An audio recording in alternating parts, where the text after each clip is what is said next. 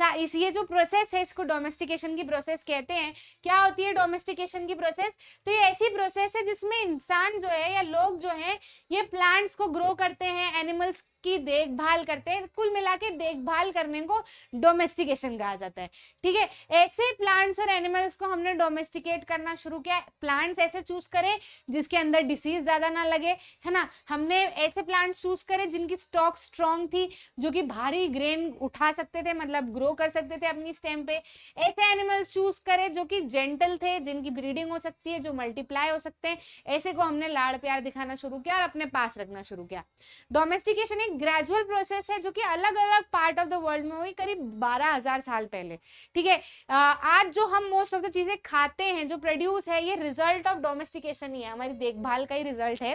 ठीक है, जो शुरुआत में हमने डोमेस्टिकेट प्लांट को जिनकी देखभाल करना शुरू की थी वो वीट और बार्ले था, और जो एनिमल की देखभाल शुरू करना शुरू की थी वो शीप और गोट थे। और एक एनिमल की अगर बात की जाए तो सबसे पहला एनिमल जिसको हमने डोमेस्टिकेट किया वो वाइल्ड एंसेस्टर ऑफ डॉग था, ये जो बीच में दिख रहा है। ठीक है, इसकी हमने शुरुआत की थी, फिर बाद में धीरे धीरे करके प्यारे प्यारे जानवरों का हम ध्यान रखने लगे। ठीक है, समझ आया कि नहीं? बोलो हाँ, अच्छा लगा। ठीक है, चलो आगे बढ़ते हैं। इस तरीके से क्या हुआ कि नई जिंदगी में हम तब्दील हो गए।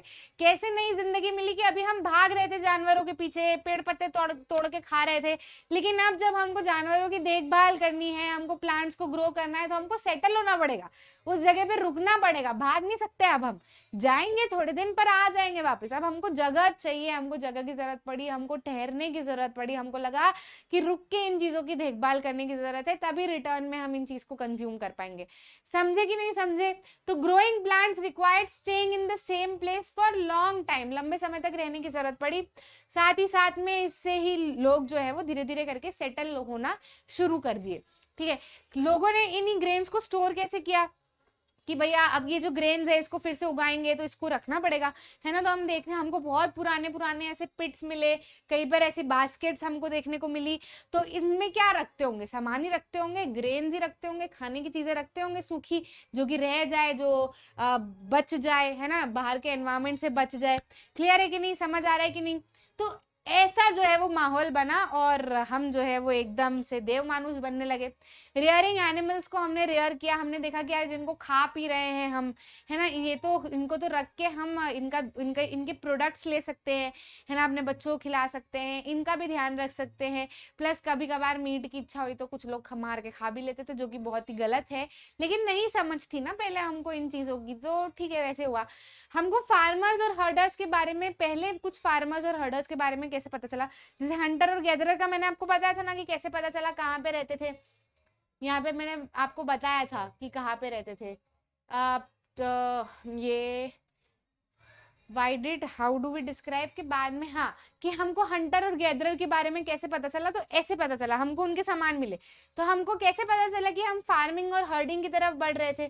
क्योंकि हमको वो बहुत पुराने समय की बात थी जब हंटर गैदरर के सामान मिले। उसके बहुत समय बाद हमको फार्मर और हर्डर के सामान मिलने लगे। कैसे?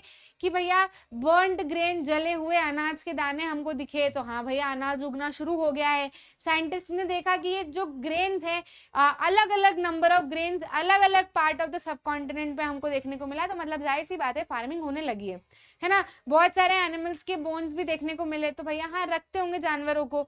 बहुत सारे बरियल्स में हमको जानवर मिले, तो मतलब रखते होंगे, तभी बरी उनको किया हुआ है। ठीक है,